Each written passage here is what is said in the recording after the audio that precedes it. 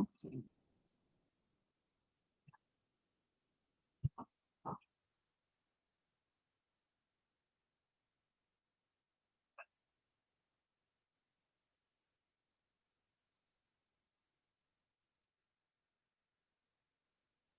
Muito bem, pessoal, vamos começar então a nossa Masterclass da escrita e publicação. Eu vou tentar otimizar ao máximo aqui o nosso tempo para conseguir passar nesse tempo de encontro que a gente tem o máximo de informações possíveis para vocês, tá ok? Então vamos lá. Primeira coisa, quero saber se vocês sabem quem são essas pessoas que eu vou mostrar aqui.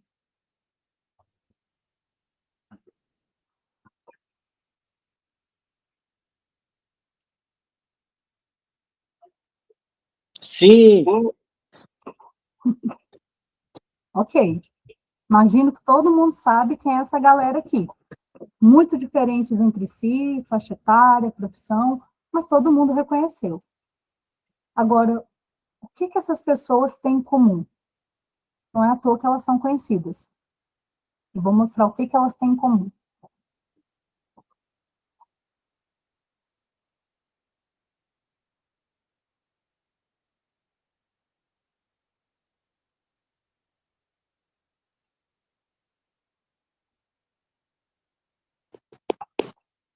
É Livros de história. Exatamente. É isso aí. Mesmo nos casos ruins, né? Nós temos aqui políticos, apresentadores de TV, atrizes, temos uma criminosa também, mas a escrita também é sobre isso, é falar das coisas que são indigestas, das coisas que incomodam, das coisas que estão erradas, isso também faz parte. Mas, qual que é o ponto aqui? Essas pessoas todas têm isso em comum. Elas são tema ou elas mesmas biografaram as suas histórias. Por quê? Porque as suas trajetórias são relevantes. E não é à toa que todo mundo conhece elas. Essas pessoas são conhecidas, são notórias, pelos motivos que forem. Inclusive, tem gente ali que é conhecida por motivos errados, mas todos estão ali. E a questão é essa: se você é tema de um livro ou autor de um livro, quer dizer que você goza de relevância. E quem tem relevância tem visibilidade, influência. Influência é a palavra do momento. Os influencers, surgiu, né, essa nova profissão. E ser autor é isso. É você dispor dessa relevância, ganhar visibilidade, ter a capacidade de influenciar, fazer a sua reputação, gozar de prestígio, autoridade, posicionamento, e o que vem disso é a credibilidade e a confiabilidade. E hoje a gente sabe, a reputação é o grande asset, é o grande insumo das empresas e dos profissionais. Repara quando uma empresa, quando alguma pessoa conhecida é famoso cancelado.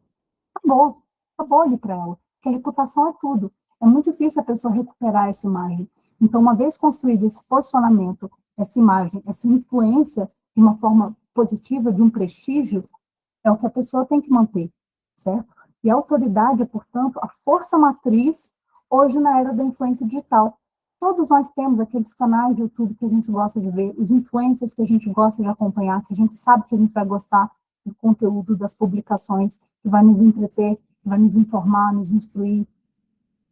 E hoje, a gente já sabe, ninguém quer comprar, ninguém quer se associar, ou fazer negócio, ou ouvir, ou mesmo ser influenciado, né? Nós estamos falando aqui de influência por uma pessoa X. Não, nós queremos ouvir e nos associar com pessoas que têm autoridade. E para escrever, não é preciso você já ter uma autoridade tão forte, você pode construir isso em paralelo com a sua escrita. E a escrita, ela vai te proporcionar autoridade também, de uma forma incomparável. O patamar que ela consegue colocar o profissional. Então, hoje eu vou mostrar como profissionais comuns conseguem se tornar autoridades extraordinárias por meio de um livro. Mesmo sem experiência, eu nunca escrevi, nunca fui bom, eu sempre passava raspando em redação, não tem problema, porque existe técnica e método para isso. Mas eu não nasci o Machado de Assis, nem eu. A maioria das pessoas nasceu assim. Mas é isso que eu estou falando. É óbvio que existe o dom, existe a vocação, existe o talento. Isso é indiscutível, isso não é só para escrita, isso é para o esporte, para os negócios, para uma série de ofícios e competências.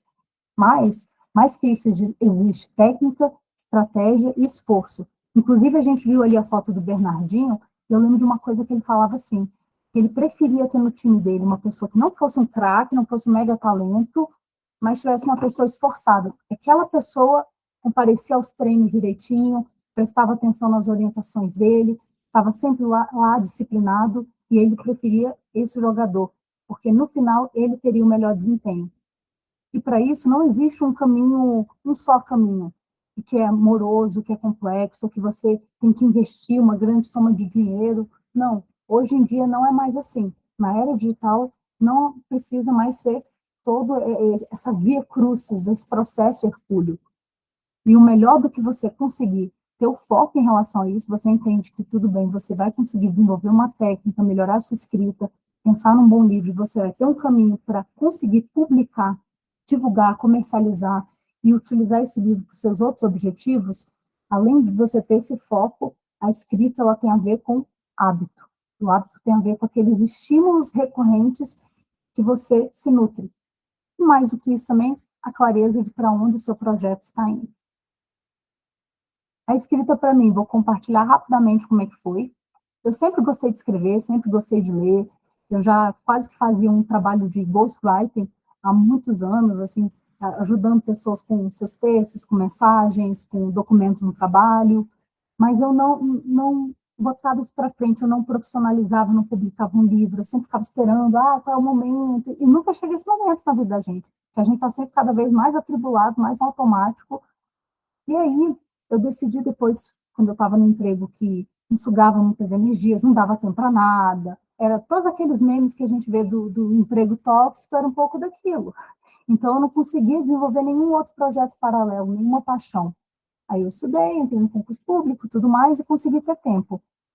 E ainda assim, fui adiando um pouquinho, já vou fazer, tem que chegar o momento perfeito. Aí tive um susto de saúde, um piripaque, eu fui bater no hospital.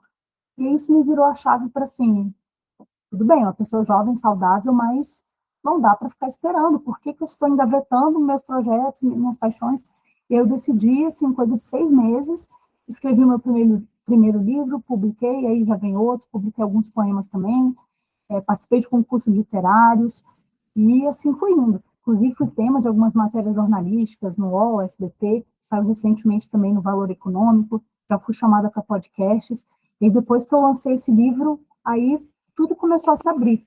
Eu fiz um curso em Cambridge, comecei a fazer curso com autores muito conhecidos, Rafael Montes, Itamar Vieira Júnior, Carla Madeira, Margaret Atwood, esse pessoal todo. Investi bastante também na parte mais comercial e estratégica do livro, porque não é só o texto, é o livro e todo o percurso dele no mercado, nas prateleiras e na mão do leitor. E comecei a querer trabalhar com isso, auxiliando outras pessoas a escreverem seus livros. Assim como no meu caso teve toda essa virada de chave, um senso de urgência da vida ali, esse chamado, porque escrever um livro tem muito disso, né, em relação ao chamado, essa evocação. Eu quis trabalhar com isso também, ou escrevendo livro para outras pessoas, como ghostwriter, autora fantasma, ou mentorando outras pessoas para que elas possam também escrever seus livros. E tenho trabalhado com isso. E mais recentemente, decidi, que é o tema aqui da nossa Masterclass, no final vou apresentar para vocês, fazer um curso gravado. E eu fiz muito isso em relação à minha mentoria, porque eu não teria como estar sempre ali com os meus mentorados, passando conteúdo, falando sobre criatividade, falando da técnica de escrita, de usar os sinônimos, as referências, da métrica, não tinha como. Então, eu decidi deixar isso gravado para que os mentorados possam consumir, de acordo com o cronograma deles e no tempo deles, todo aquele conteúdo que é um conteúdo mais de aula mesmo, mais teórico. E aí, como eu fiz esse conteúdo, eu decidi também deixar esse curso disponível para aquisição de outras pessoas que queiram escrever seu livro.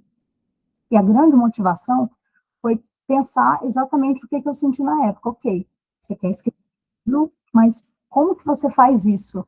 Não é assim, quem é que vai ver isso? Será que está ficando bom? Como é que eu vou organizar os capítulos? Tem que ser curto, tem que ser longo, tem que ser médio? Eu tenho que procurar uma editora? Eu publico sozinha? Quem vai fazer a capa? Todas essas dúvidas que são mais do que naturais.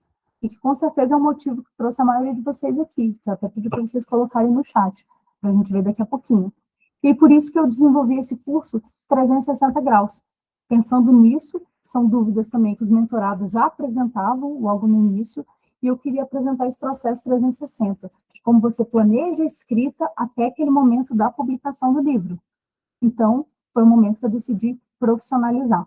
Além disso, eu também trabalho com equitação, sou amazona, apaixonada por cavalos, trabalho hoje também com a parte de saúde, qualidade de vida, então, de alguma forma, é tudo muito eclético, mas tudo se conecta muito bem para essa questão de viver bem, de você ter um legado, ter uma trajetória, compartilhar suas experiências e fazer disso aí a sua vida.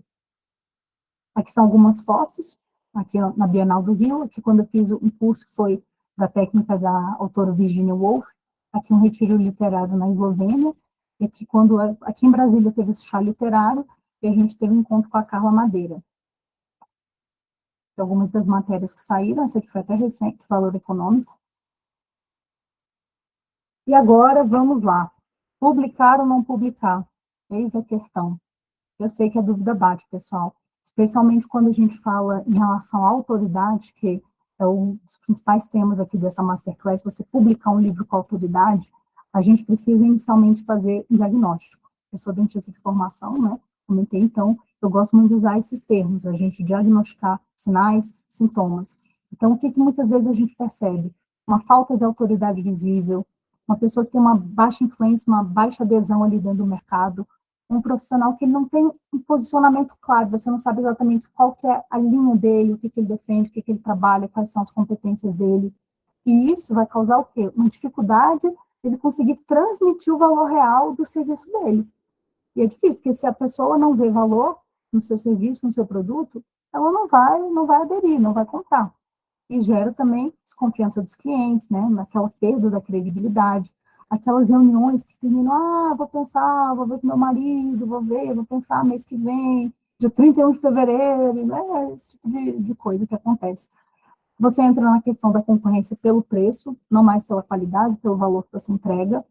Você vai ver profissionais que você sabe que são menos preparados, tendo mais êxito do que você, pô, mas eu sei mais do que essa pessoa, eu domino mais esse assunto, eu consigo entregar mais, mas a pessoa lá, ela tá dando os pulos dela, ela tá conseguindo ter mais sucesso em relação a isso. E muitas vezes, você mesmo consegue sentir que isso acontece porque você não tem clareza nem segurança com o que você está comunicando. Você faz as suas postagens lá, publica no LinkedIn, mas você vê que a sua escrita está fraca, ela não está convencendo ninguém, não está cativando, não está chamando atenção. E aí, muitas vezes, você não consegue nem começar a escrever um livro, a pensar nisso, porque se naquela publicaçãozinha, a sua escrita você já está achando fraca, quiçá que dirá um livro, né? E aí fica nessa. Ou então você começa e não termina, porque bate insegurança, tem aquele perfeccionismo, muitas pessoas padecem disso, que nunca está bom, e por nunca tá bom, nunca vai terminar. Isso também é um problema, a gente vai falar disso. Manuscritos que ficam engavetados lá, pegando poeira, né, pegando teia de aranha durante anos, histórias incríveis que estão lá enjauladas, vamos colocar assim. Aquela vergonha de publicar, não sei se está bom, não sei o que as pessoas vão achar, aquele medo, né, de alguém avaliar ali 1 estrela, medo das críticas, normal, quem não, né? E sentir que não tem uma técnica para revisar, para saber se aquele material está bom. É importante ter esse segundo olhar, né? Não saber também como que você vai colocar aquilo para frente. Muitas pessoas não sabem que hoje em dia você não precisa mais de uma editora, por exemplo, para publicar. Não estou falando que é ruim, vou falar mais para frente, dos caminhos que a gente tem para publicação. Mas estou falando que não é necessário, não é uma coisa mandatória, certo? E muitas vezes você tem outros caminhos que você pode publicar, mas que você vai ter que investir ali uma quantidade de dinheiro considerável. E nem sempre isso é adequado para o momento que você está. E não saber estruturar um livro profissional. Às vezes você tem estudo, você sabe como é que você vai fazer, mas aquela bagunça, você não sabe se a ordem dos capítulos está fazendo sentido, se uma coisa está costurada, está casada com a outra, você não consegue enxergar o todo, você só consegue ver as partes.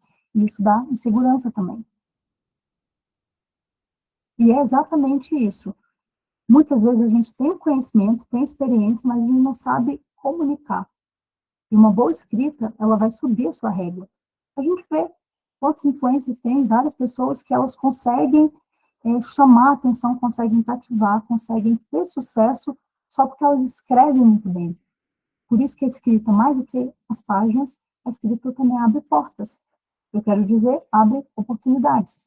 E é que nós comentamos, você não precisa ser um escritor nato, já nasceu, Machado de Assis, os vermes que primeiro, não precisa. Se você tiver um método, você vai conseguir desenvolver muito bem, inclusive deixar sua linguagem e toda a sua escrita bem sofisticada, até mesmo poética, da forma que você quiser envelopá-la, inclusive muito próxima de um Machado de Assis. O método, ele vai, portanto, aperfeiçoar suas ferramentas de escrita e também vai nortear o seu planejamento estratégico. Como que você vai fazer essa parte comercial para publicar seu livro? Ou seja, o que eu falo é o seguinte, você vai trabalhar com a parte interna, aquele miolo do livro, que é o texto em si, e com a parte externa, que é o caminho do livro, dele sair aqui do seu computador, da sua mão, das suas gavetas, para uma livraria, para o Kindle, para a mão do seu leitor, que é a parte que interessa.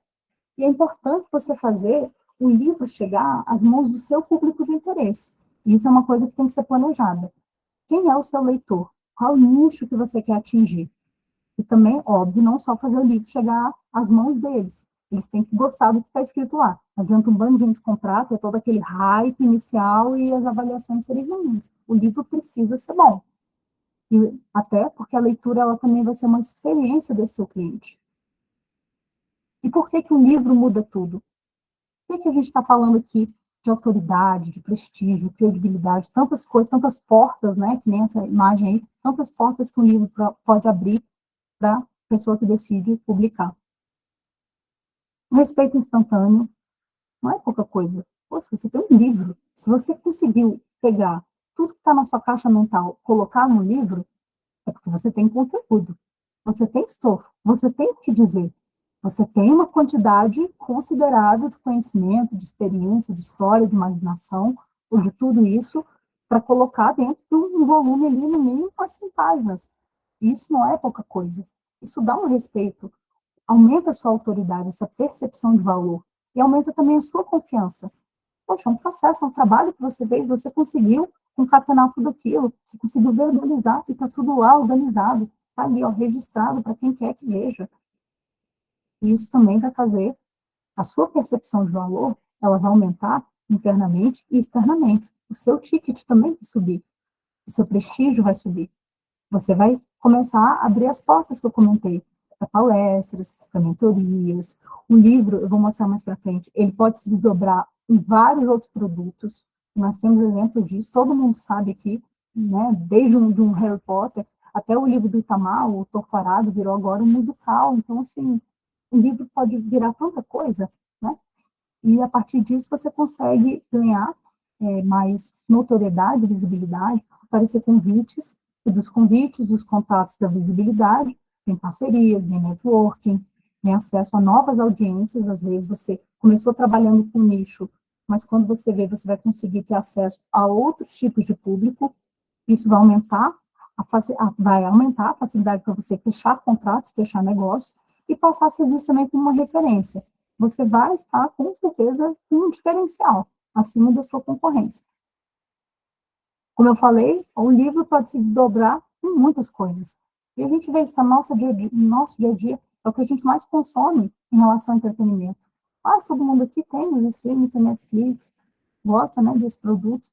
Então, o livro pode virar uma série, um filme, novela, audiobook, também está em alta, assim como os podcasts. Na parte profissional, palestras, cursos, mentorias. Na parte mais teatral, cênica, pode virar um musical, uma peça, ópera. Vários dessas peças, elas são feitas baseadas em livros, ou nos livretos, né, que tinham das óperas antigas. Graphic novels, os quadrinhos, né, que também é literatura um pouquinho diferente, mas que também tem um público bastante cativo. Teses, doutorado, mestrado, pesquisas, arte visual. Existem quadros, né, esculturas que são feitas baseadas no livro. Jogos de tabuleiro, tem vários aqui, baseados em livro. Objetos decorativos, aquelas canecas que a gente pega, vê lá, tem uma frase de alguém. Tudo isso a partir de um livro.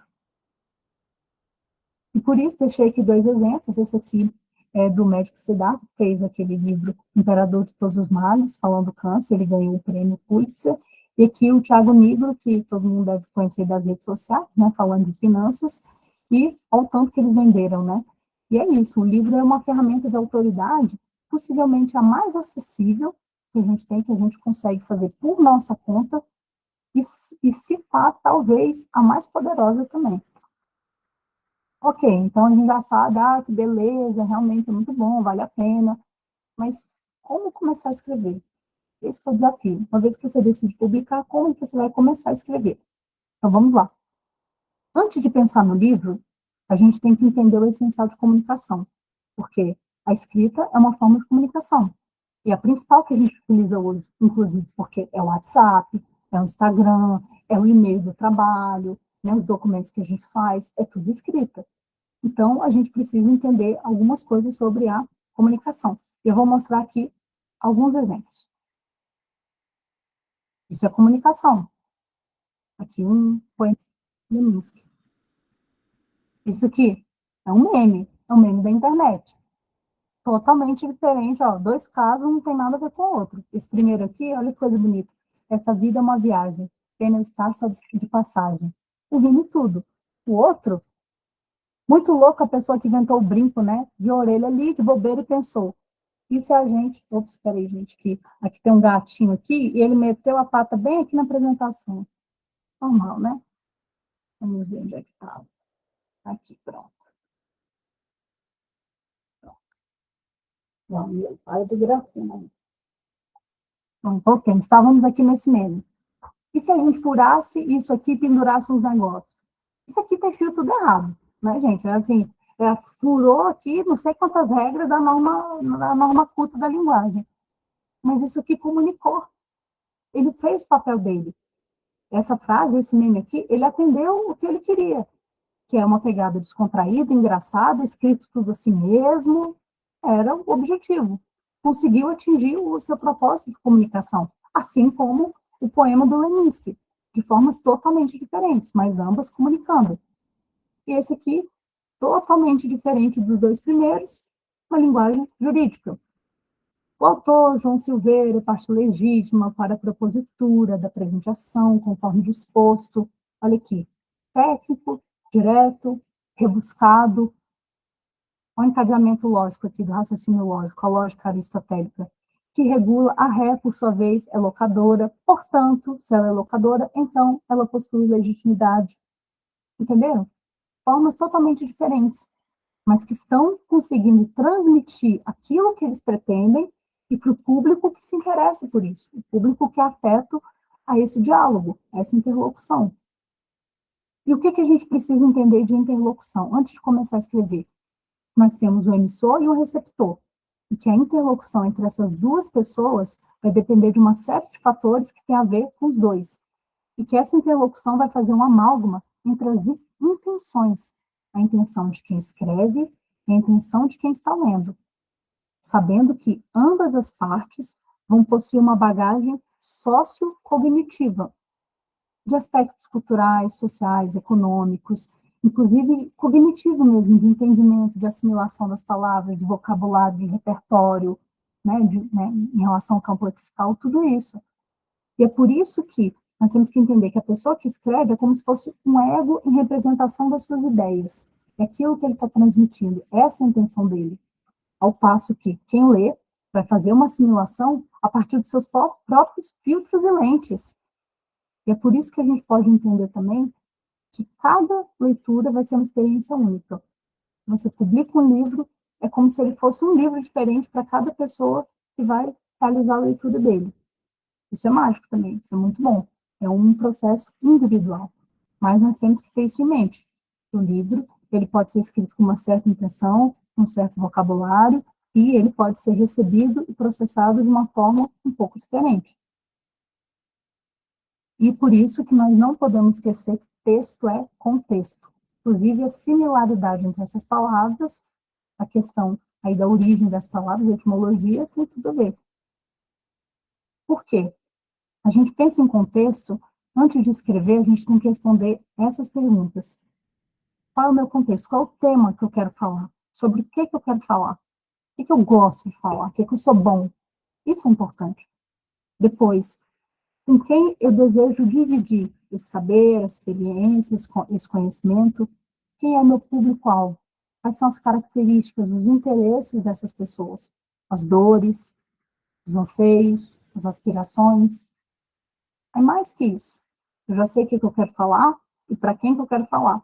Agora eu tenho que saber por que eu quero fazer isso. Por que eu vou produzir esse texto, por que eu vou construir o livro.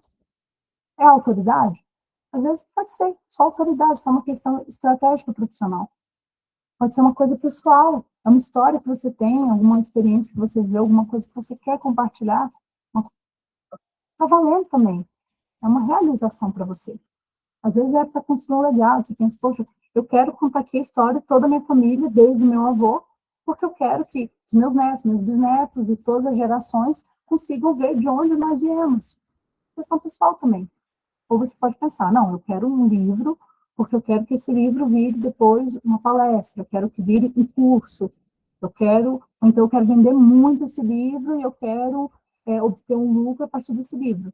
Não importa, só que você tem que ter claro qual que é o seu objetivo, porque isso vai direcionar também a forma como você vai escrever e mais, a forma como você vai publicar, ok? E aí também pegar as referências de livros que se assemelham ao que você gostaria de produzir.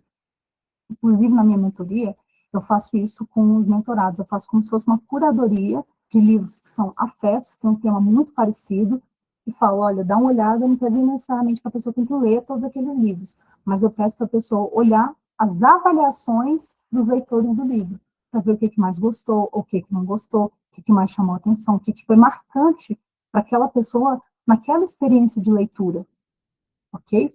E também, depois que você faz esse brainstorm, você já tem mais ou menos o caminho que você quer seguir, a história, o público, o tipo de livro que é compatível, que é muito similar àquilo que você deseja produzir, você já pode colocar no papel trechos, frases, conhecimentos, algumas premissas, princípios, alguma coisa que você já tem pronto. Às vezes a gente tem, né, já tem algumas frases, já tem quem cria romances, às vezes já tem falas, diálogos, algumas coisas assim em relação aos personagens que ainda serão criados. O importante é, se isso está na sua mente, já coloca no papel. E por isso que é importante concretizar um rascunho. Seja qual for, pode ser feito no celular, ou então você grava, depois pega a transcrição só para você ter alguma coisa escrita. Faz à mão, faz digitado. O importante é apenas colocar no papel. Ninguém vai ver. Essa é em forma de mapa mental, escrito com a mão corrida, como eu falei, uma transcrição do seu áudio. É o que eu falei lá atrás, em relação ao perfeccionismo. O perfeito é o inimigo do feito, né? O feito é o inimigo do perfeito. Assim, é melhor fazer do que ficar sempre esperando chegar o momento perfeito. Faça aquilo, faça um rascunho e vá aprimorando a partir dele. E ok, então como que você vai produzir esse rascunho? Porque até para você produzir o rascunho, começar a dar um bojo, um estofo para a sua história, você vai precisar ter ali mecanismos criativos. Como que você destrava esse potencial criativo? Aí a gente precisa falar de inspiração. Aí o que é inspiração? Para mim, Fernanda, inspiração é quando eu consigo ativar os meus sentidos, vários desses meus sentidos.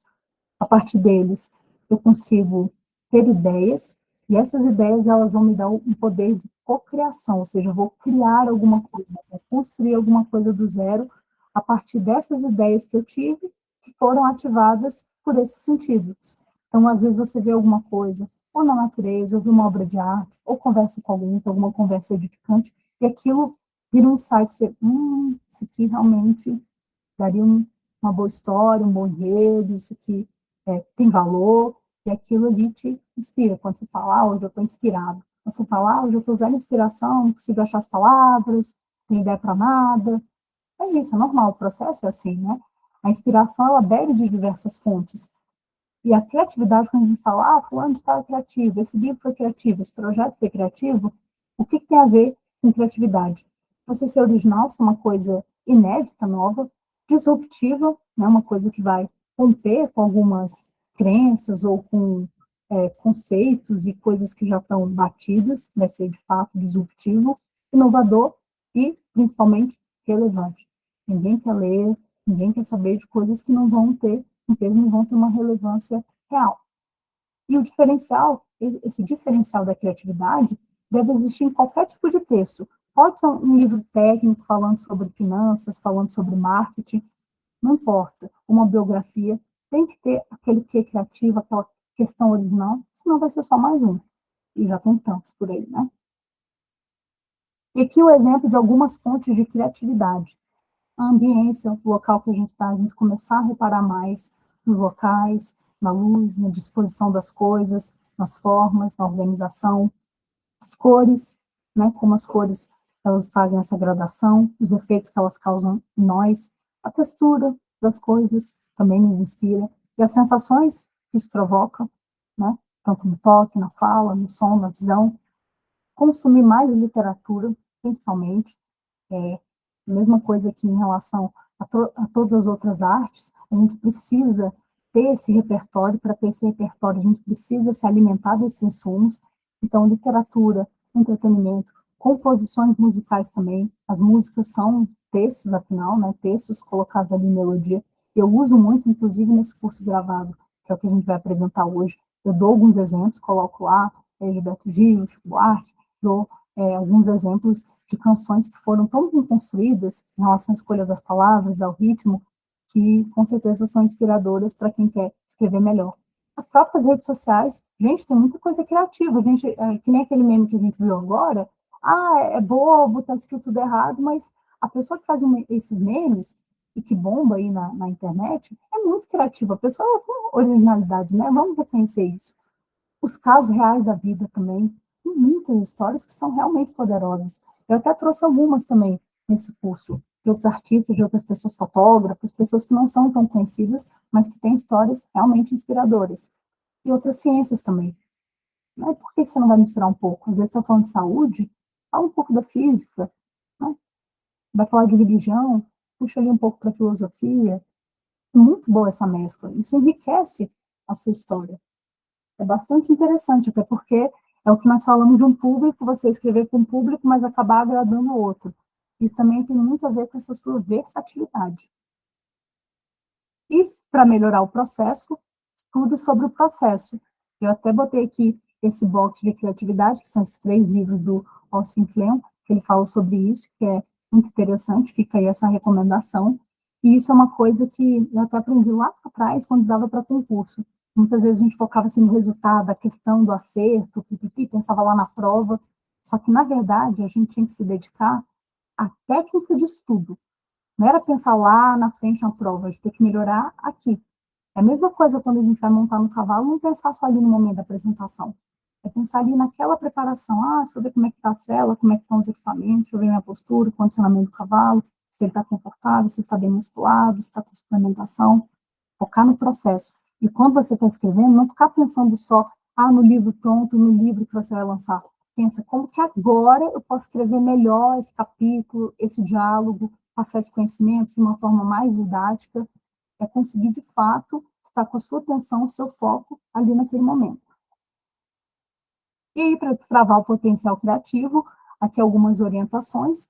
Para você ter mais criatividade, é importante você aguçar a sua observação e a sua curiosidade. Elas estão ligadas a outra. Pode reparar, pessoas que são muito observadoras, aquelas pessoas que enxergam detalhes, falam assim, você não tinha essa mancha aqui antes, isso aí você não tinha esse relógio, então, eu vi que você chegou meio assim, você está andando meio... Essas pessoas, elas quase sempre são pessoas curiosas, que observam mais, quer saber mais. E isso é essencial para a criatividade. Então, tem que ter uma observação mais caprichada. E a partir dessa observação, essa assimilação que você vai fazer, ela tem que ser um pouco mais analítica, não tem que ser uma coisa superficial. Não, se debruce sobre aquelas informações. De fato, faça uma análise.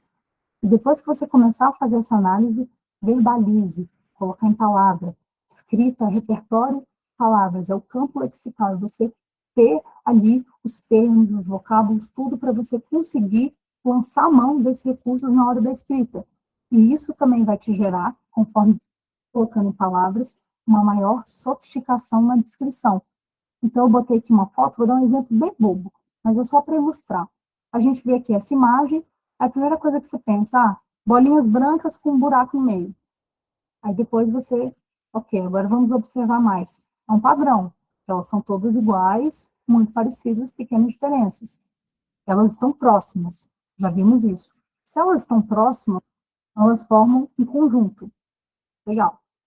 A superfície delas, lembra que eu falei das texturas? Dá para ver, não estou pegando nela, mas eu vejo por essa imagem que a superfície ela é rugosa, ela é áspera, parece uma estrutura rígida. Eu não acho que eu vou pegar isso aqui na mão e vai quebrar. Ele me parece ser duro, ser bem calcificado.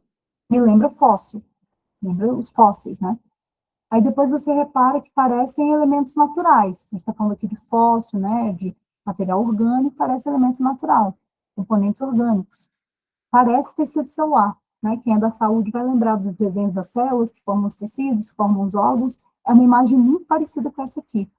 E também parece uma colmeia, né? Essa estrutura, tudo assim com os buraquinhos, tudo junto. Ou seja, olha só, a gente está falando de colmeia, está falando de células, estamos falando de padrão, estamos falando que são todas unidas. É um ecossistema. Percebam que por essa análise bem rápida que eu fiz aqui, descritiva, analisando as coisas, pegando essas informações, olha o tanto de adjetivos, de informações, de ideias, suposições que a gente conseguiu só a partir dessa imagem. Um exercício simples. É esse tipo de exercício que, na nossa rotina e durante o nosso consumo de literatura, de arte, a nossa observação da vida, que a gente também deve botar em prática para conseguir ativar o nosso potencial criativo. O ciclo criativo, ele tem, portanto, a gente conseguiu ver um pouco ali, de preparação, incubação, a iluminação, né, quando vem a imaginação, vem a ideia, e, por fim, aquela verificação. O que é importante? É um ciclo e é um círculo, não é uma reta, também não é linear. E, por ser cíclico, ele está no movimento contínuo. Não é feito para acabar, é feito para seguir o fluxo, sempre seguir. E exatamente por ele não ter esse fim, ter esse envelopamento quase que de infinito de uma coisa que não termina, ele é extenso. Se ele é extenso, ele só está se sustentando ali, porque ele não é uma constante, que nem eu falei, não é linear. O que eu quero dizer com isso, em relação ao formato? Que mesmo no ciclo criativo, nós vamos ter picos de criatividade e vamos ter ócio, né? Vamos ter tédio, monotonia, seremos áridos, secos, nada vai florescer, não teremos ideias, né? Não vamos conseguir imaginar nada, vão faltar as palavras, assim como vai ter dia que você vai conseguir produzir muito, tudo vai te inspirar, as palavras vão vir rápido, você vai conseguir concatenar as coisas, normal. Esse é o processo normal do ciclo criativo na cognição humana. E o que nós temos que fazer? Aliar esse fluir espontâneo, né, respeitar o nosso processo criativo, mas nós precisamos também aliar isso a uma disciplina, a um hábito. Imagina, um escritor profissional, que nem eu, trabalho com ghostwriting, tudo isso, tem que produzir um texto. Ah, hoje eu não estou criativo, não estou inspirado, não vou fazer, não. Não, tem que fazer, porque tem um cliente, tem um prazo, você precisa entregar. Então, como que isso é feito? É aliando, fazendo com que o seu processo criativo ele se condicione a ter uma mínima frequência, uma mínima regularidade ali. Tem que ter uma disciplina. É o que nós falamos mais cedo também, em relação ao poder do hábito. Até porque, é o que eu botei aqui, a criatividade não é um interruptor, um botão de liga e desliga, que só tem esses dois modos. Não, ele tem um acionamento que nem de um volume, que tem essas gradações, mas ininterrupto, está sempre ali. Porque até quando a gente está dormindo, a gente está pensando. E é por isso que os estímulos e os mecanismos sensoriais quase nunca adormecem. E é muito importante que a gente trabalhe, por isso que eu falei mais cedo de textura, né? Nós somos seres sensoriais, a gente gosta de pegar, gosta de ver, gosta de ouvir, gosta de cheirar. A escola montessoriana, por exemplo, esse método, eu coloquei a foto, que incentiva as crianças a terem ali, elas vão pegar a gaveta, então a gaveta vai ser mais baixa, tudo que ela precisar, ela vai mexer ali. É exatamente isso, é esse tipo de estímulo, que é o que também nós temos que fazer no nosso ofício. E aí vem a importância de termos hobbies, como eu falei, vem tudo isso, são fontes de criatividade. Repouso, bom sono, porque a mente que está cansada não vai produzir, não vai funcionar. A prática de contar histórias também está muito na moda nessa questão do storytelling, até por causa de questões de marketing, do apelo que tem, né, nesse tipo de abordagem. Mas olha como é poderoso você contar história. Você contar, você tem um início, um meio, um fim, teu pico, né, teu ápice, que é a parte ali do suspense, você conseguir fazer essa trajetória. A mesma coisa ensinar, simular o ensino do assunto.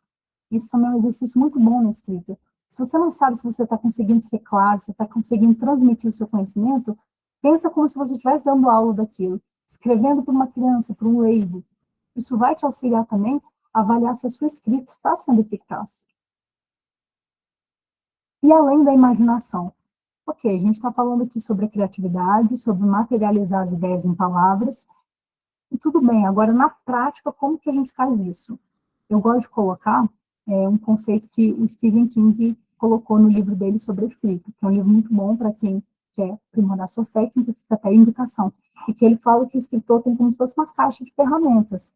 De fato, nós temos uma caixa de ferramentas com vários recursos que a gente pode tirar ali para conseguir aprimorar as nossas técnicas. E eu vou dar aqui alguns exemplos rápidos, até por causa do tempo, mas que são temas que lá no curso a gente trabalha um pouquinho melhor, inclusive com vários exemplos. Brincar com sinônimos. Às vezes, por exemplo, você quer falar alguma coisa com uma pessoa, mas você quer ser um pouco mais diplomático, você quer ser gentil, cortês, aí você vai ver um trabalho, às vezes um colega de alguém mandou alguma coisa, está ruim. Pesa, né? Ruim. Palavras têm peso. Você não quer usar essa palavra. Tá, vamos pensar em sinônimos ou termos compatíveis com ruim. Ruim, satisfatório, insuficiente, a quem, a desejar, poderia ser melhor. Tá vendo? A gente vai brincando assim com as palavras em relação aos sinônimos e a termos que são compatíveis. Então, dentro daquele mesmo contexto. Isso também é importante quando a gente quer explorar esses recursos de reforço ou mesmo de insuficiência. E eu até falo isso no curso, algumas informações a gente deixa com esse gap, com essa lacuna, insuficiente de propósito. Por quê? Porque aqui nós falamos da comunicação. Tem o que eu coloco ali, a minha intenção, para a pessoa que vai ler. Às vezes eu vou jogar uma coisa ali, uma meia-verdade, alguma coisa que está um pouco obscura, nebulosa, uma ponta solta, de propósito, porque eu quero que o leitor complete aquilo. Machado de Assis fazia muito isso. Ele não dá as respostas assim, ele é mais para ser provocativo, ele quer que você pense o que você acha que aconteceu ali, entendeu? É alguma coisa nesse sentido. Isso é uma insuficiência bem pensada, claro, você não vai deixar lá vários buracos, sem informações incompletas, não, porque não vai ficar um bom enredo, não vai ficar um livro técnico satisfatório. Mas quando você faz isso de uma forma proposital, bem pensada, tem um efeito muito bom, especialmente de engajar aquele leitor. E assim como você pode trabalhar com essa insuficiência de deixar as coisas assim, e a pessoa que complete o resto, você também pode querer reforçar aquilo. E aí entra de novo os sinônimos. Quando você fala assim, por exemplo, esse seu gesto foi maldoso. Ok. Agora, olha se eu falo assim, esse seu gesto foi maldoso, foi torpe, vil, cruel, injusto. Olha o tanto de adjetivo, e todos muito parecidos, alguns até praticamente sinônimos, que eu utilizei. Olha o tanto de coisa, porque eu estou reforçando aquela ideia. Como aquilo foi ruim. Isso potencializou a minha fala. Isso também é um recurso de escrita. Você utilizar essa sequência de termos para fortalecer uma ideia e deixar aquilo mais claro. E a pessoa vai pensando, aquilo foi vil, né, de vilão, foi cruel, foi torpe, foi injusto, começa a caminhar para outras searas. Exatamente o que você quer transmitir. Eu quero mostrar como aquilo foi ruim em tantos sentidos, como que afetou, como que tudo de ruim que uma coisa poderia ser, estava ali presente. E para isso eu utilizo todas essas ideias, esse excesso. É o que nós falamos. Tem a falta, tem o excesso. É saber quando usar. Outra coisa interessante também, misturar os sentidos. Quando você fala assim, isso que você me falou me foi indigesto. Eu não consigo engolir isso. Eu estou misturando uma sensação emocional, uma emoção minha, de um sentimento meu em relação àquilo que a pessoa falou, eu estou misturando com o sentido da mastigação, do ato de comer, de engolir. Aquilo foi indigesto, me fez mal, não desceu bem, me causou desconforto, ânsia, náusea, né? Isso é bacana também. Quando nós falamos das texturas, você pode falar assim, eu estou tão confortável, estou tão à vontade na sua presença, que eu me sinto até como se eu estivesse na minha própria cama com um cobertor. Uma sensação, eu estou falando aqui de temperatura, de conforto, uma questão física, para remeter, para expressar para uma outra pessoa como eu estou bem, como eu me sinto acolhida e à vontade ali na presença daquela pessoa. Essas misturas são muito bacanas também, especialmente para quem gosta de às vezes levar para um lado um pouco mais poético, de Drummond, né, Carlos Drummond de Andrade, como ele consegue fazer isso, e como fica bem, como a gente consegue sentir aquilo. Até isso que eu falei agora do indigesto, tem aquele poema dele que ele fala do amor, né, aquilo que o amor traz, aquilo que o mar sepulta, e que ali é ânsia, né, a ânsia do que nem no mar, quando você anda de barco, você começa a ficar enjoado. O amor também faz isso com as pessoas, né? Então ele fez essa mistura, essa comparação. Olha como isso é rico. Da mesma forma, analogias e metáforas. Você fazer, né, as comparações, utilizar metáforas, utilizar anedotas, fábulas, tudo isso que não daquela história que você quer com uma outra roupagem. Avaliar os sons produzidos.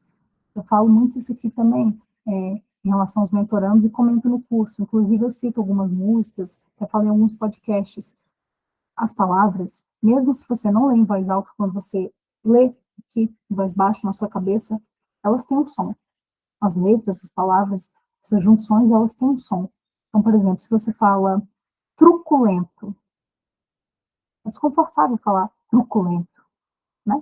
Esse P com esse R é ruim, é um pouco desconfortável, não é bonito.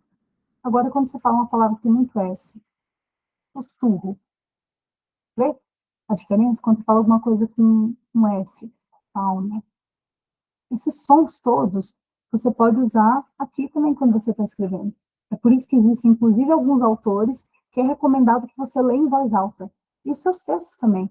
Leia em voz alta, vê como é que fica o som daquilo. E se às vezes você quer gerar um desconforto, você quer gerar uma confusão na pessoa, coloca um bando de palavras que são difíceis, de difícil dicção, difícil pronúncia, que são desconfortáveis, que são ruins. Se você quer deixar a pessoa em um outro tipo de estado, coloca ali mais o S, o F, aquela coisa mais corrida, um pouco mais suave. Você consegue brincar com as sensações do leitor a partir das escolhas das palavras. E um outro recurso, uma outra técnica da caixa de ferramentas que eu quis trazer aqui para utilizar como exemplo, não economizar em revisões. Eu sei que muitas vezes a gente tem medo, né, de revisar, é que nem a pessoa que sai da prova, não quer ouvir os colegas falando, o que você marcou ali, a minha deu 200, isso é do terror. Mesma coisa em concurso, a pessoa que não quer ver o gabarito.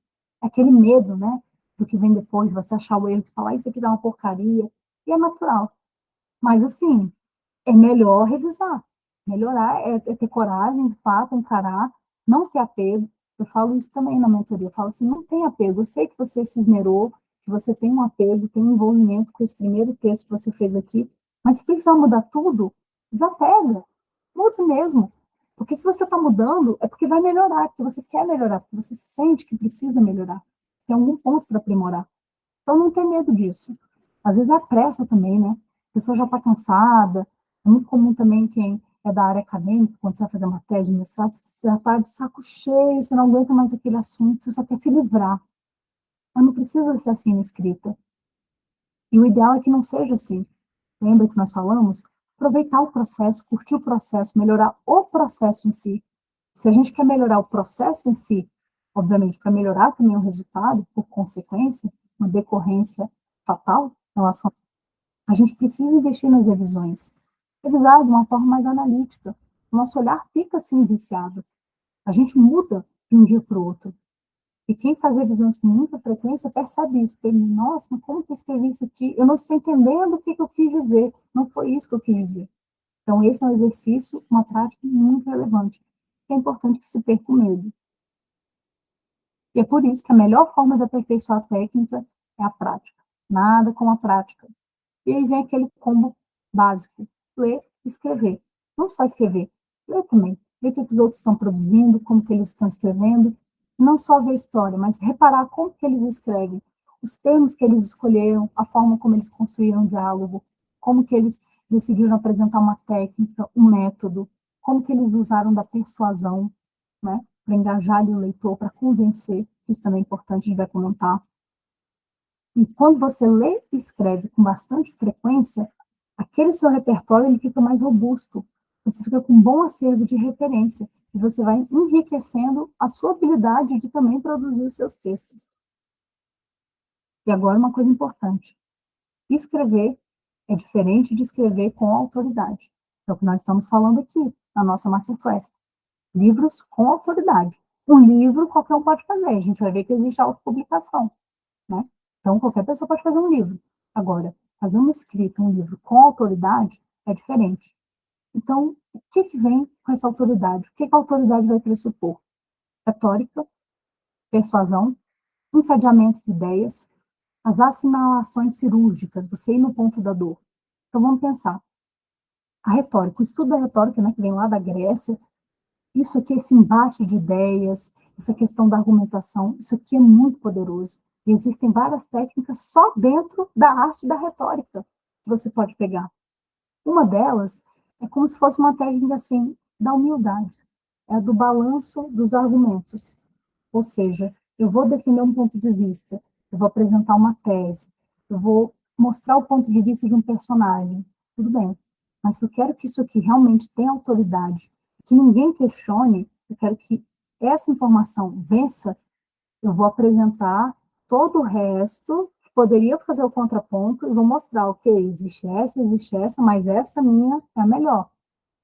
Quem é da área da saúde mesmo, vai escrever um livro, pode pensar nisso. Olha, para essa situação, essa condição clínica, existe esse procedimento e esse outro.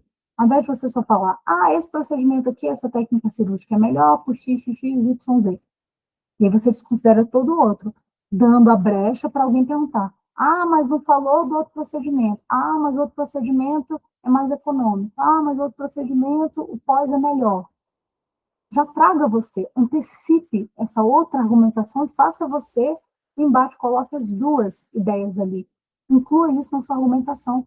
Quer dizer que você considerou. Você fala, existem os dois procedimentos, esse aqui, o pós é assim, esse aqui é assado, mas esse aqui, o índice de sucesso é maior, esse aqui, por outro lado, costuma ter os efeitos colaterais, papapá.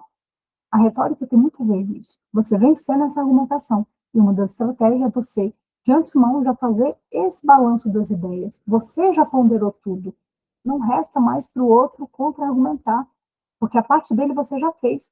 Você já fez, você já colocou, e você já mostrou que a sua é melhor. É assim. E a persuasão. Para que isso funcione, é importante que tenha um bom encadeamento de ideias. Que nem quando nós comentamos ali naquele textinho jurídico. Fulana é titular disso aqui. Portanto, ela goza dessa prerrogativa. É a lógica aristotélica. Se X, então Y.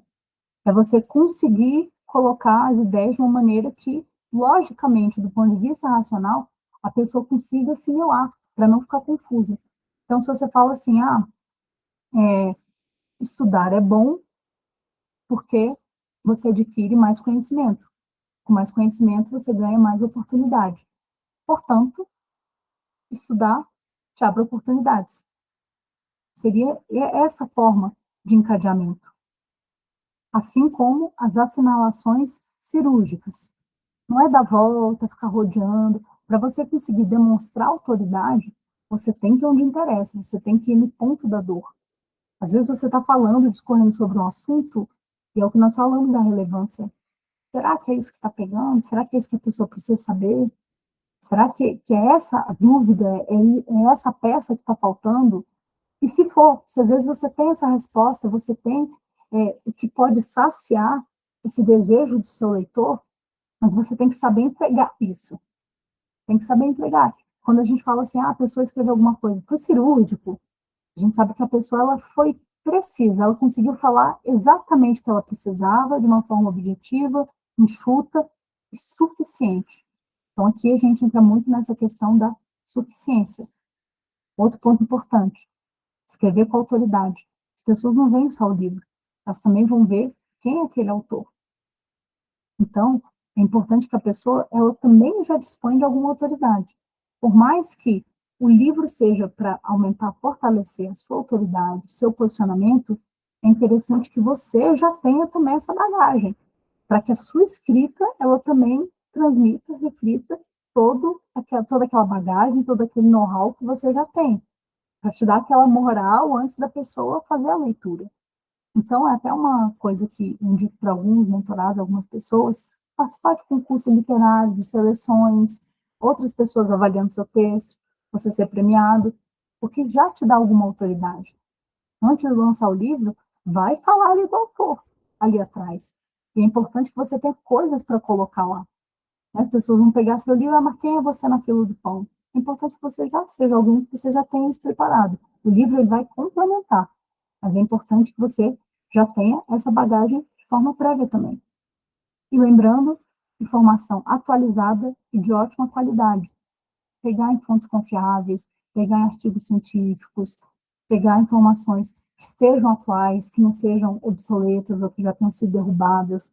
Não pegar de um site qualquer, né? É muito diferente você apresentar um estudo de pesquisadores, ou você fazer uma revisão mesmo de literatura, você ter várias obras falando daquele assunto, não é uma coisa que você leu em um lugar X e você botou ali, você realmente se debruçar. Você lê aquela informação, será que é isso mesmo? Vai em outra obra, lê. Quando você vê que várias pessoas estão fazendo a mesma afirmação, aí você vai ter segurança para saber, poxa, eu estou trazendo uma informação de qualidade. Ok, a gente falou como ter as ideias, como ter a criatividade, como você consegue colocar na sua escrita formas e técnicas que vão valorizar a sua autoridade, e você tem seu texto pronto. Você conseguiu organizar tudo. E agora, José? Agora é aquela parte externa do livro que eu falei. Nós falamos aqui um pouco da parte interna do miolo, que é o texto em si. Agora vem todo o resto, desde a diagramação, produção da capa, revisão e, o mais importante, a publicação. Eu faço isso aqui nas mentorias e no ghostwriting também, como eu falei. Além da parte criativa, eu também faço um planejamento em relação à parte estratégica comercial, que é onde muitos autores, inclusive, ficam no escuro sem saber para onde ir. Eu faço isso por meio de um documento que eu intitulei Roadmap, é um mapa de bordo. E a premissa é essa, você não publicar sem ter um planejamento, uma estratégia. Ou seja, você partir da sua ideia inicial até o resultado. E aqui uma série de etapas, eu coloco, essas são macroetapas, e depois, quando eu construo esse documento, esse roadmap, entrego para o cliente, cada um desses tópicos, dessas paradas, esses pontos de paradas, eles são pormenorizados. Eu vou detalhando tudo isso. Então, veja, um pouco do que a gente já falou. Você tem uma ideia, você quer falar de alguma coisa para determinado público, com objetivo tal, seu livro. Ok, você vai fazer aquele brainstorm. Ok, como que eu organizo meu livro? Tá, eu quero falar desse tópico X, Y, Z, então eu tenho os personagens A, B e C e as pensatas, que é aquilo, né? O que vai acontecer em cada capítulo? São essas aqui, esse é o início, esse é o final, no meio esses são os eventos que vão acontecer. Então, ok, eu quero falar de estratégia de marketing, então vou fazer um histórico aqui, vou falar sobre administração, vou falar da evolução do marketing, falar das mídias digitais, vai fazendo essa chuva de ideias, esse brainstorm mesmo, coloca tudo ali no papel, fazer aquele rascunho, e você começa a organizar aquilo. E depois você vai, ok, como vai ser meu livro? Nem a gente falou, né? Como é que vai ser a cara do livro? Mais para frente eu vou mostrar como que a gente faz esse esqueleto do livro, esse raio-x, como se fosse um raio-x do livro mesmo. Depois você pode ir para a escrita. Quais vão ser as técnicas, quais vão ser as práticas, né? O que eu vou usar, que nem o exemplo que eu dei ali da caixa de ferramentas, o que eu vou usar disso aqui?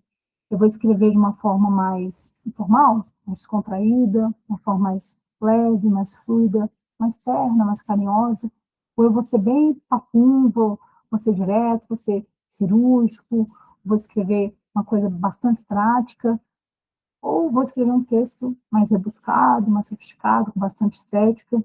Aí vai depender, né, de como vai ser o seu livro. E aí o registro do processo também, que é a questão mais afeta aqui as redes sociais, que é uma coisa importante, e a gente também vai citar isso. Como que você vai compartilhar esse processo de produção do livro? Porque você começa a vender seu livro, não é no momento que publica, você começa a vender seu livro antes. Lembra que falamos aqui de você já ter uma autoridade prévia, você já começar a ser alguém, você vai ser alguém, aquela pessoa que vai lançar o livro. Começa a fazer com que as pessoas tenham o desejo de ver o seu livro quando ele estiver pronto. É uma coisa que eu recomendo, de postando trechinhos, você posta ali o seu processo criativo que você está construindo, compartilha com as pessoas, olha a arte da capa, escolhi essa paleta de cores, olha, tem essas duas imagens aqui, ó, o título, já fechei o título, vai ser esse. As pessoas gostam de se sentir parte, gostam de fazer parte do processo. Desvaloriza demais. Isso é interessante, isso engaja também. E, a partir disso também, trabalhar a sua autoridade e visibilidade, como eu falei, como fortalecer a sua presença digital, Para o livro, você tentar fazer um esquema para o lançamento, também são orientações que eu dou e coloco aqui nesse roadmap, para a pessoa preparar como que vai fazer isso, para o livro ter uma boa divulgação, ter uma boa saída, especialmente no lançamento. E quando as pessoas pensam em relação a querer ranquear bem, também existem estratégias para isso, em relação ao horário, ao dia, ao momento, as plataformas que você escolhe, pequenas estratégias que vão congregando nesse todo aqui, em todo esse roadmap. A questão da repercussão, ok, agora você publicou o livro, acabou, não, agora vem todo o resto, agora vem os desdobramentos, a repercussão dele, agora você vai falar sobre seu livro, que seu livro é bom, você vai desdobrar ele em outros produtos, você vai falar dele, você vai nos podcasts, você vai ler entrevistas, você vai publicar trechos do livro já, né, que foi publicado, você vai transformar em outros produtos, em cursos, em palestras, e aí vai conseguir montar uma esteira de produtos e serviços a partir desse livro. E isso também é um levantamento que a gente faz para a pessoa conseguir ter essa visão mais comercial, até chegar no resultado que ela quer. E aqui é o esqueleto do livro, que é sempre uma das primeiras estruturas, né, que a gente monta, que eu chamei de ficha básica da obra. E a gente vai preenchendo isso aqui, e geralmente com os alunos a gente vai repassando, revisitando isso aqui. Até porque não é assim, você vai publicar seu livro hoje, você tem que ter toda a informação.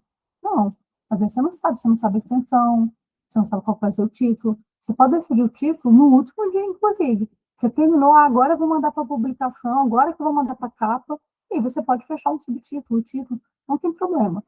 O importante é que essa ficha ela esteja sempre disponível para você poder consultar e não perder de vista aquela clareza, aquela coesão, toda aquela estruturação relevante que a obra deve ter. Então, o autor, título, subtítulo, o tipo também do livro, se é um romance, se é um livro de poesia, se é um livro técnico, se é um livro biográfico, uma extensão estimada, também é importante, não quer dizer que você fala, vai ter até X páginas. Não, mas você já saber ali se vai ser um livro mais curto, se vai ser um calhamaço. Hoje em dia, até pelo padrão de consumo, o que eu tenho indicado mais são livros mais curtos, e se você tem mais coisas para falar, que você publique outros livros, que você faça séries, porque as pessoas estão assim, né? Não é mais que nem antigamente, às vezes a pessoa vê aquele calhamaço, assim, a pessoa já foge, dependendo do tipo de livro. Porque se for um livro de fantasia, a pessoa que lê Crônicas de Gelo e Fogo, que lê Mistborn, dificilmente ela vai se assustar por um livro de 300 páginas. Mas aí é aquilo, há casos e casos. Por isso que tem que ter o planejamento específico para aquele público, para aquele nicho.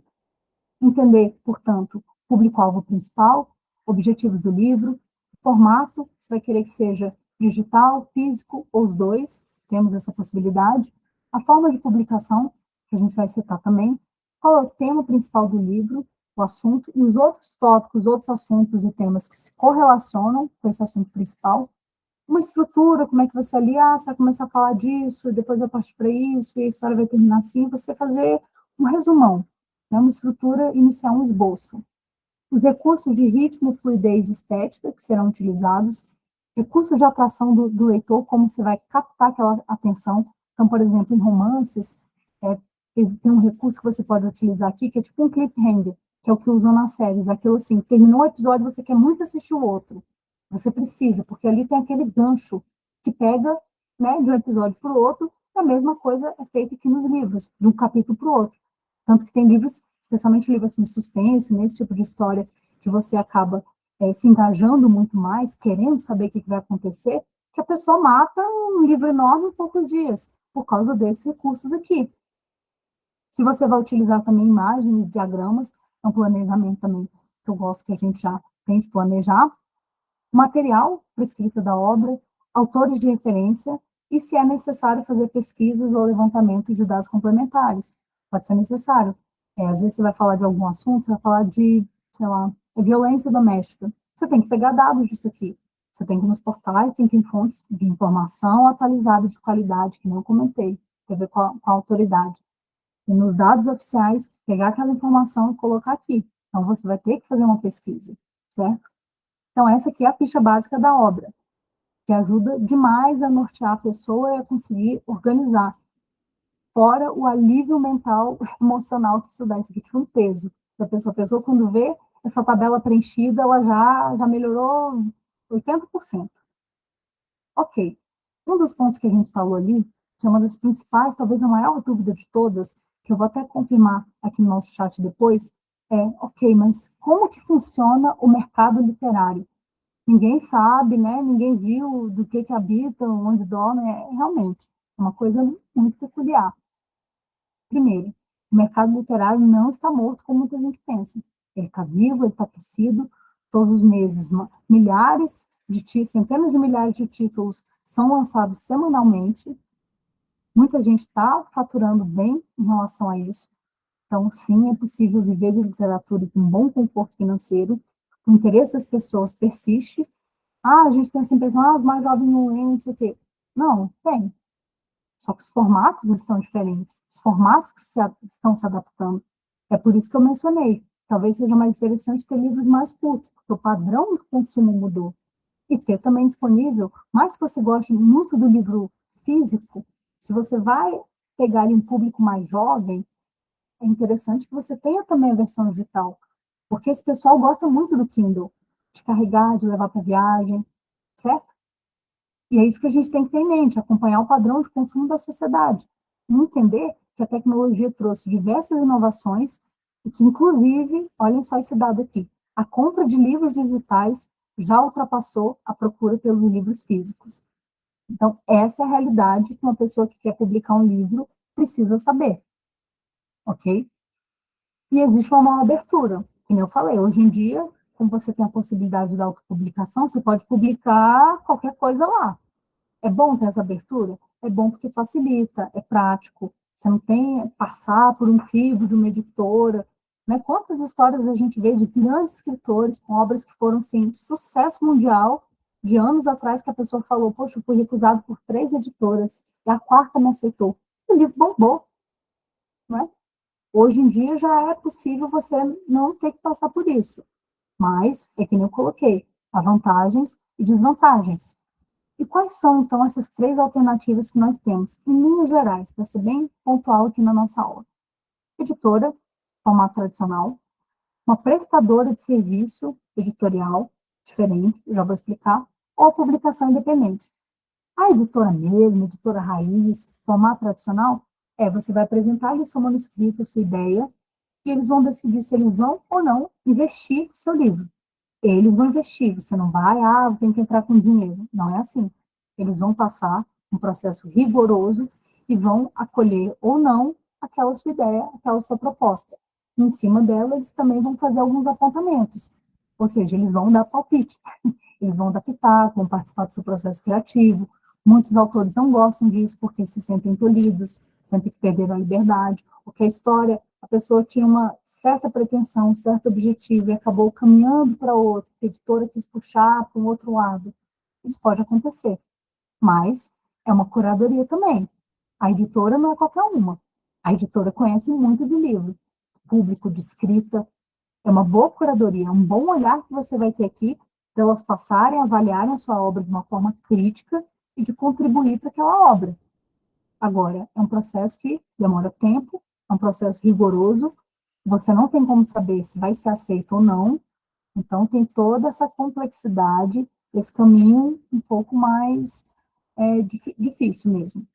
E tem algumas empresas que são prestadoras de serviço.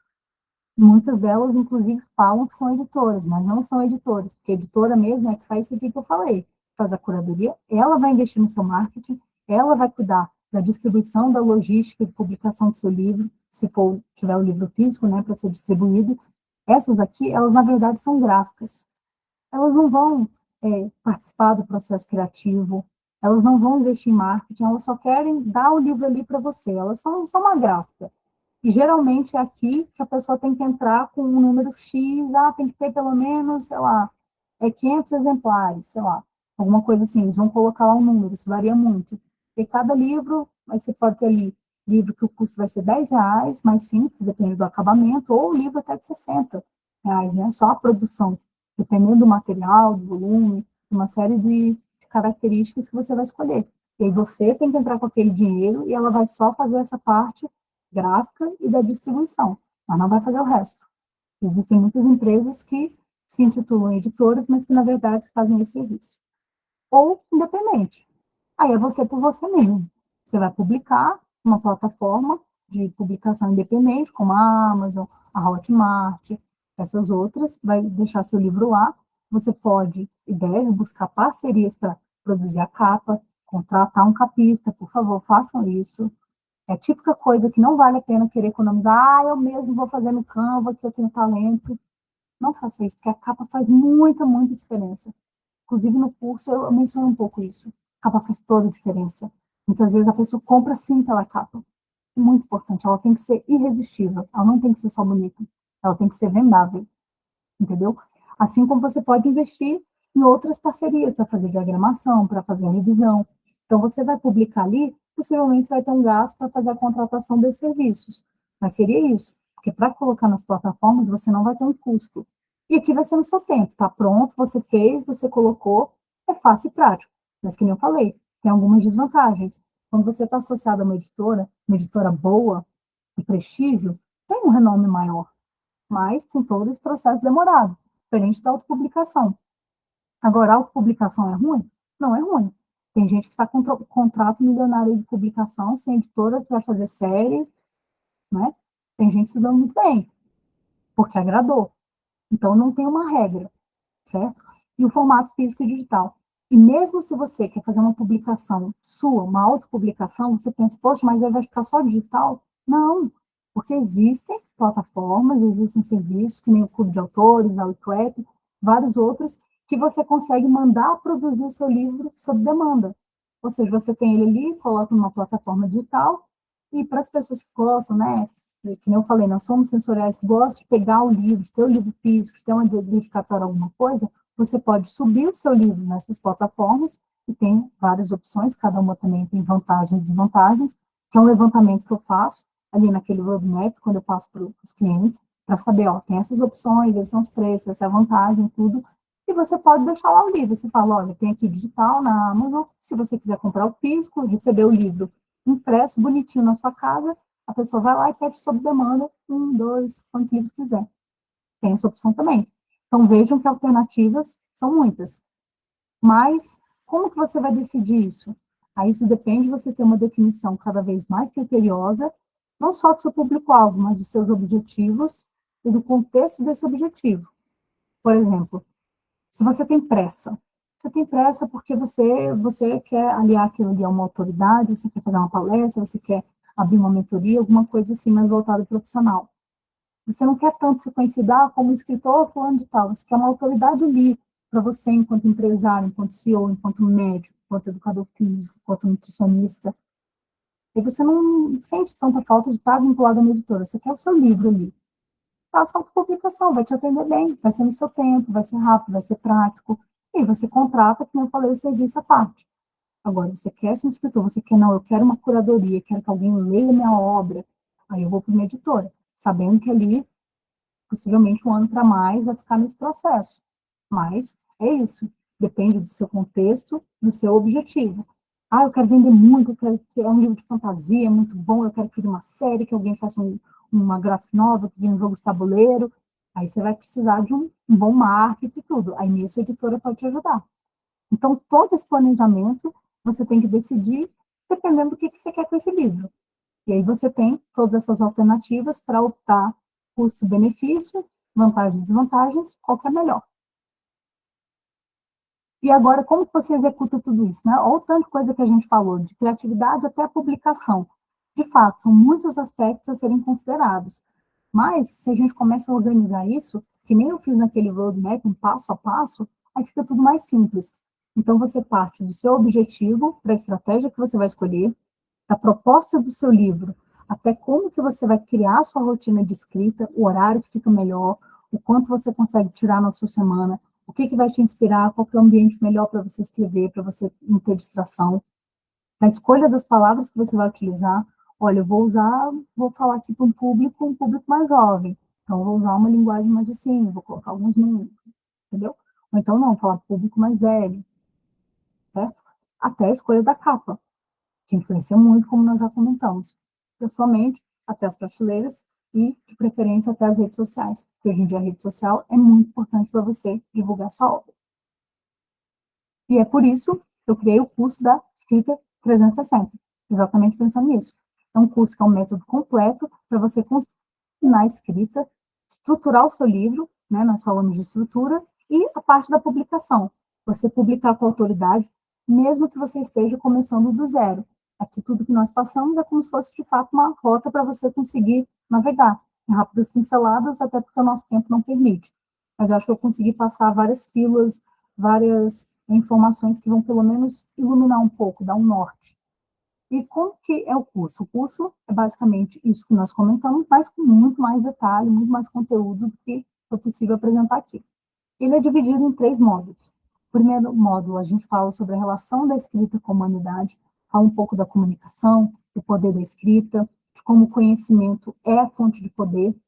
No módulo 2, aí nós vamos adentrar nas técnicas de escrita em si. Vamos falar de semântica, estética, ritmo, falar de storytelling também, que é uma parte que eu dedico só para o storytelling, porque, como a gente comentou, é muito importante esse recurso, essa abordagem hoje, sobre criatividade, os tipos diferentes de escrita. Eu dou até exemplo de e-mail profissional que você vai mandar para o seu colega, como que você deixa aquela linguagem um pouco mais amistosa, mais cordial, tudo isso. E o módulo 3, saindo desse miolo, da parte do texto ali, a parte artesanal da escrita, aí nós vamos para as estratégias de publicação, que foi essa parte final que a gente comentou. Como você vai montar esse seu livro, como que você vai jogar ele no mercado, como você vai publicar, como você vai divulgar, as parcerias que você tem que fazer, quais influências você pode procurar, para quem você pode mandar esse livro, esse tipo de informação que é o que vai fazer toda a diferença para o seu livro não ficar encalhado. E no final ainda coloco ali um módulo bônus, que é como se fosse um laboratório de escrita, né? Não falamos que é prática, as coisas que são experimentais sempre são aquelas que a gente consegue ter um desempenho melhor. Então eu coloco ali, de fato, exercícios para uma aplicação prática imediata, para você conseguir colocar em exercício tudo aquilo que foi aprendido na teoria.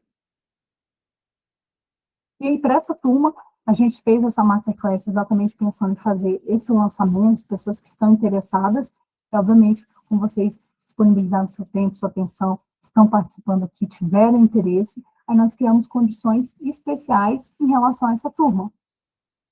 O primeiro desses bônus é 3 meses dentro do grupo do WhatsApp, que é importante não só em relação ao network, mas para intercâmbio de informações, compartilhar textos, compartilhar opiniões e evoluir junto.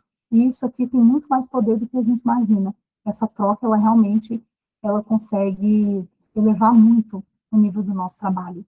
Uma mentoria ao vivo comigo também, em que a gente consegue sentar e ver o seu caso específico, muito similar àquilo que eu faço na mentoria que eu dou para os alunos, e ver o seu caso, qual que é o seu nicho, qual que é o tipo de linguagem que você precisa abordar, quais são as referências, o que você precisa ler para você conseguir saber, ok, então esse é o tipo de texto que eu tenho que produzir para esse público para falar desse assunto. A gente conseguir, de fato, customizar melhor essa sua preparação, o seu planejamento literário. E aí você vai ter como benefícios tangíveis mais clareza, mais confiança e segurança. Você vai partir para uma escrita que é muito mais profissional, né, sair desse lugar amador. Vai ter uma estrutura, né, esse passo a passo mais claro, mais evidente, mais organizado, para você poder iniciar, concluir, ou concluir seu livro, os dois. Vai conseguir ter uma revisão técnica da sua própria escrita. Vai poder visualizar esse caminho completo, que nem o nome aqui da nossa masterclass, né, da escrita até a publicação.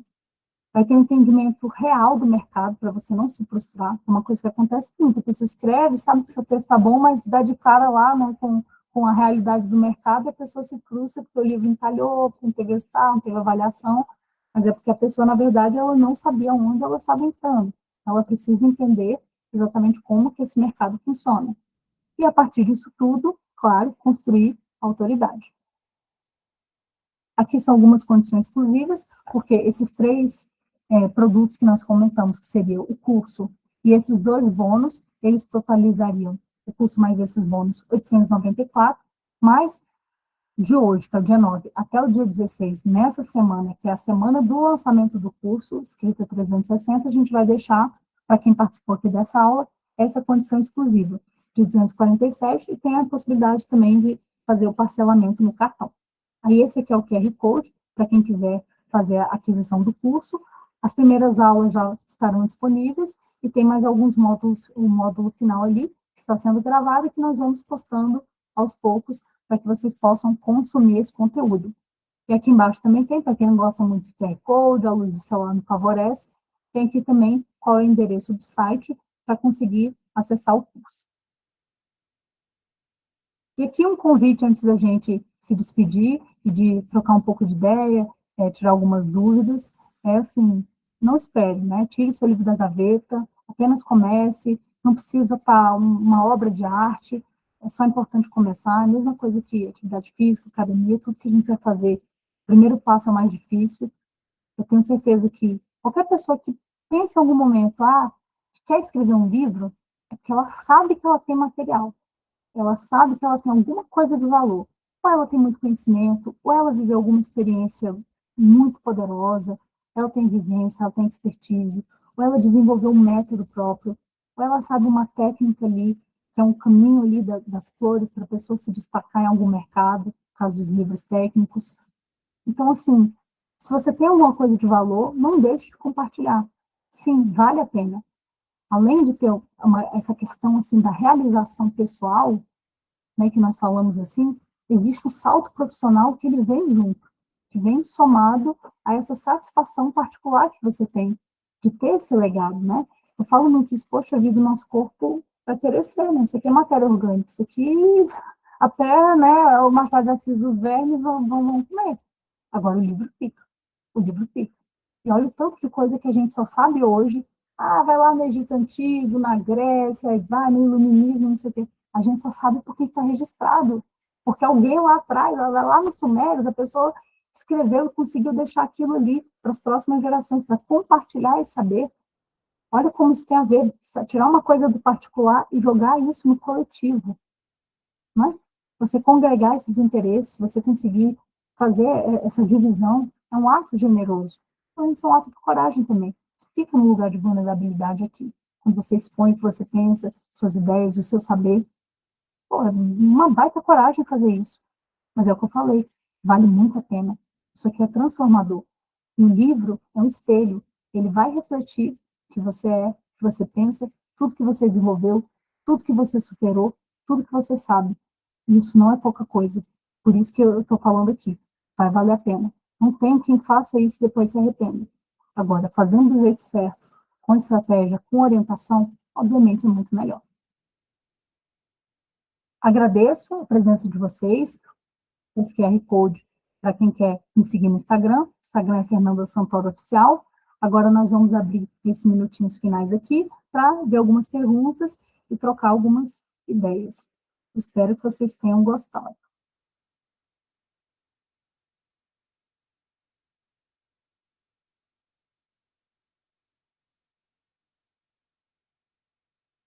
Vamos ver aqui nosso chat.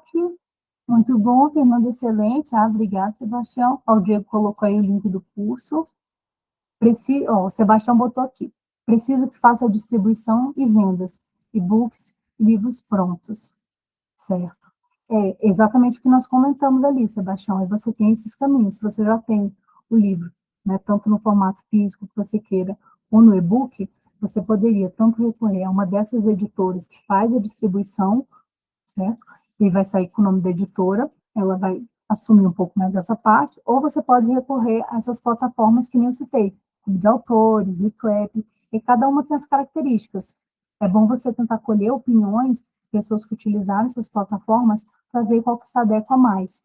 É porque algumas delas não são muito intuitivas, para você colocar capa lá, fazer a diagramação, não é muito fácil. Mas você tem sim alternativas para fazer isso, tá bom? Vamos ver. Preciso divulgar e vender, Sebastião também. Divulgar é aquilo que nós falamos na aula, Sebastião, questão das redes sociais.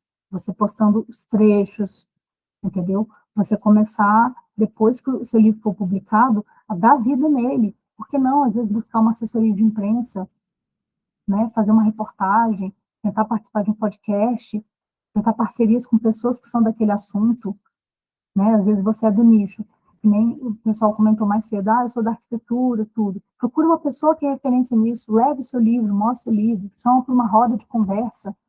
Essa parte mesmo de networking é uma coisa que eu coloco, tanto na mentoria como no ghostwriting, naquele roadmap. Eu coloco para a pessoa, olha, eu acho que esses grupos aqui são interessantes para você entrar. Essa pessoa aqui é interessante para você tentar fazer uma parceria. Faz uma live, vocês dois, e fala do seu livro. Entendeu, Sebastião? Esse tipo de estratégia é importante para o seu livro ser visto. Ele precisa ser visto para vender. E uma coisa importante, gente, sendo bem franca, o livro em si dificilmente dá dinheiro. Pode ser um fenômeno, um Harry Potter, uma coisa assim, aí vai dar dinheiro. Mas, geralmente, o que dá mais lucro é no que o livro se desdobra. Que nem eu comentei. Às vezes uma palestra, às vezes num curso, às vezes um podcast, alguma coisa assim. Aí o livro ele vai dar um retorno maior. Porque o livro em si não costuma dar muito retorno. Ok? Vamos ver o que mais. Tese de mestrado, pretendo publicá-la. Kleber falou. É bom, Kleber? É bom. Inclusive, depois que a gente faz, né, que a gente defende a tese, é muito comum que algumas editoras mandem e-mail, nos procurem, elas querem fazer essa publicação. Aí tem que ver aquilo que eu falei, muitas não são editoras, elas querem só a distribuição e aí você vai ter que entrar com valor. Então, veja bem as alternativas, avalie qual que é o tema da sua tese, qual que é o público, para você poder escolher dentre aquelas 3 estratégias que são as principais. Se você vai para uma editora, se você publica sozinho. Às vezes é até interessante a pessoa que faz uma autopublicação para sentir a temperatura, ver como é que vai ser a recepção do livro, e você vê que foi bom, aí o próximo você tenta submeter numa editora. Inclusive porque você vai ter moral, você vai falar, olha, eu autopubliquei sozinho, ali, deixei na Amazon, e né, tive tantas vendas, olha que avaliação, 4,5 estrelas, isso também ajuda para você conseguir chegar nas editoras boas depois. É um caminho possível também. Ó, o Wilton, Rio Verde, ó, que pertinho. Livro pronto. Precisa de capa, revisão, ortográfica, diagramação. Ah, sim, é editoração. Sim. Isso aqui também, a gente também faz essa assessoria aqui, que é só essa parte mais estratégica, que não entra tanto na parte criativa. A finalização, né? Aquilo que a gente falou da parte externa do livro. Tem mais alguma dúvida, gente?